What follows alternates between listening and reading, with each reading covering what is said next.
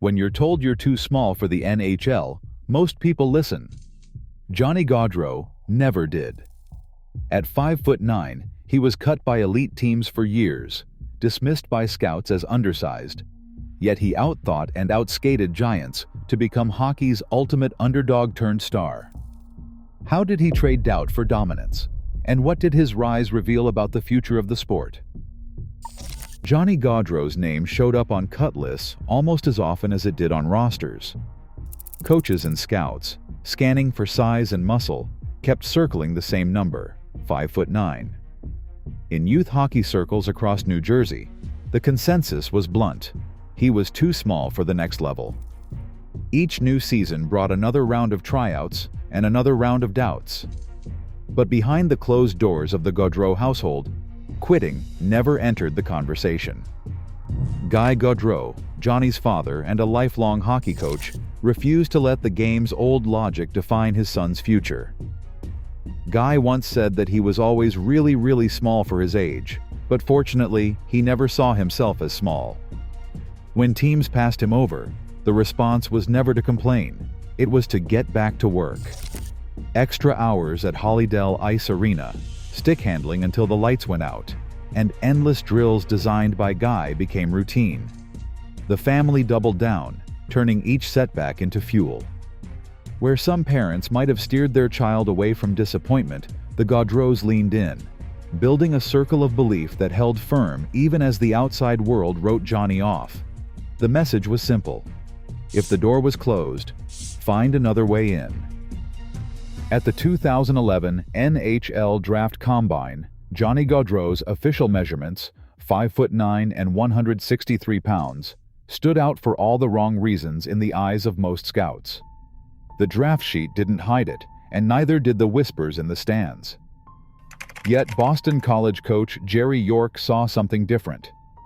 He watched Gaudreau turn every shift into a showcase of anticipation and pure skill, gliding through defenders who towered over him. Under York's guidance, Johnny flourished.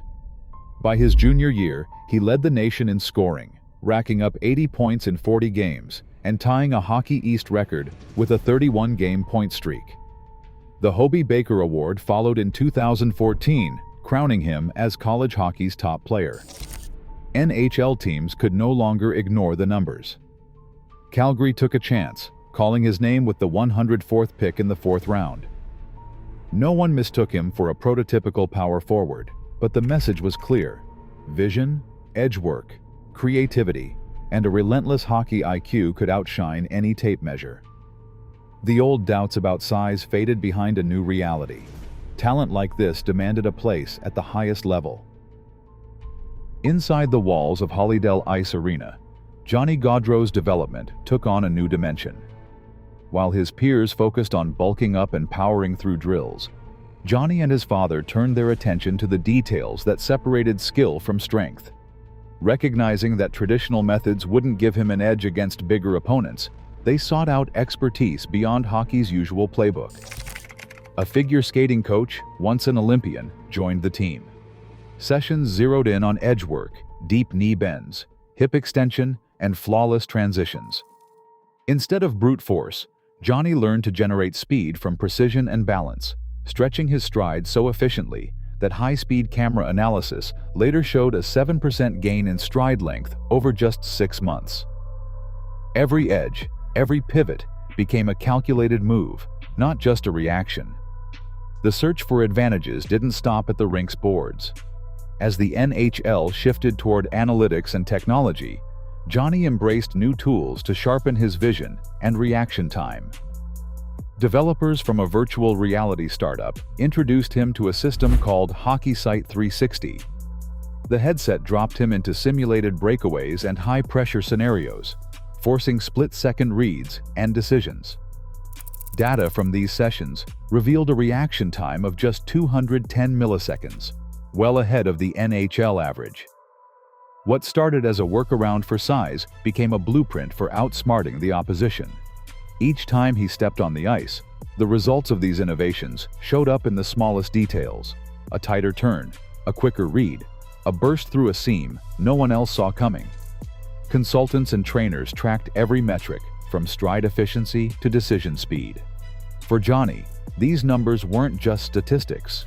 They were proof that skill, vision, and creativity could be measured, refined, and weaponized.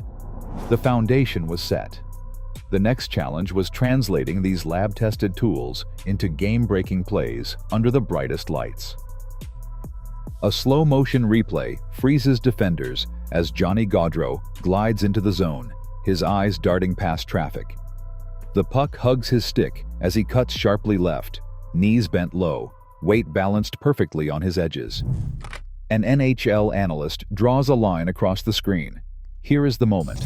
Gaudreau spots a seam that should not exist, threading a cross-ice pass through 3 defenders to his winger, who buries it before the goalie can react. That is not luck or flash. It is vision. The kind honed over years of reading plays a step ahead, turning split-second decisions into scoring chances. The analyst circles the defenders, pointing out how Johnny's edge work, those tight pivots and sudden bursts, pulls them out of position, creating space where none seems possible. Another highlight rolls.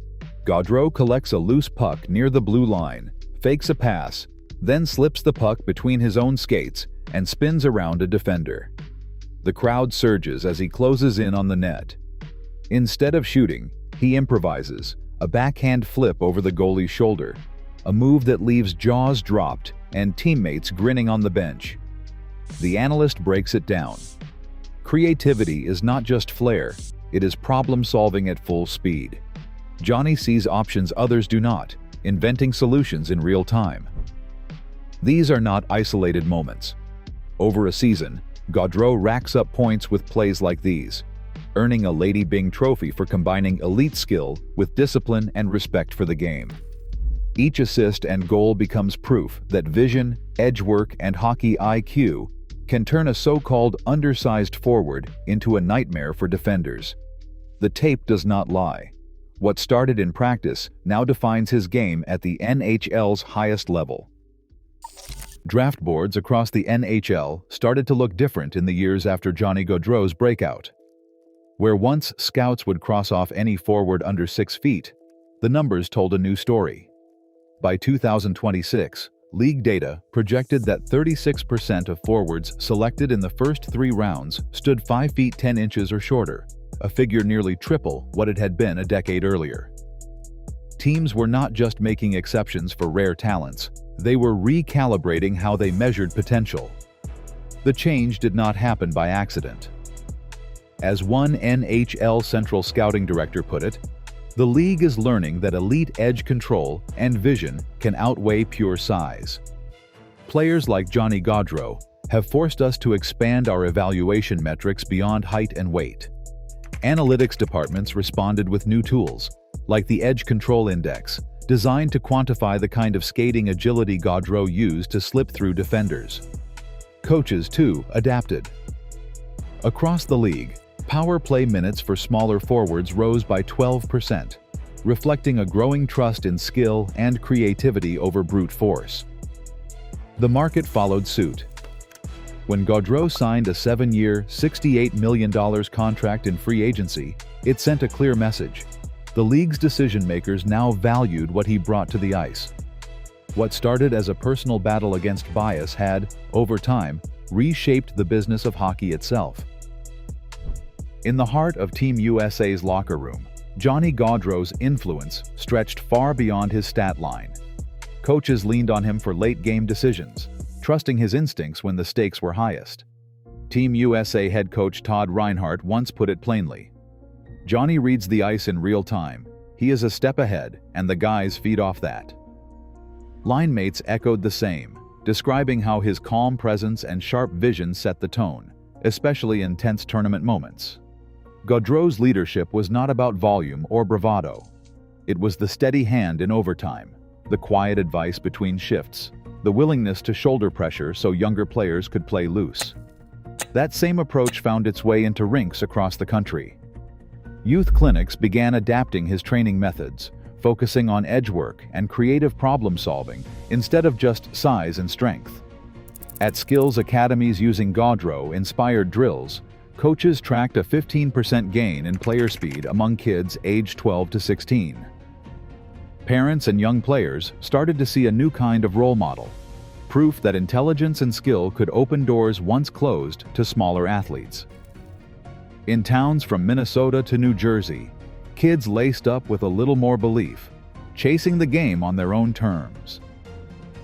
The ripple effect of Gaudreau's example was clear. A generation of players learning that leadership can come in any package, and that the future of American hockey is built on vision and creativity and the courage to defy expectations. Today, young players under 5'10" cite Gaudreau's vision, edge work, and creativity as proof that hockey's future isn't measured by inches. Every draft, teams rethink what greatness looks like. The NHL's doors are wider now for those bold enough to challenge the old mold. What's your definition of unstoppable?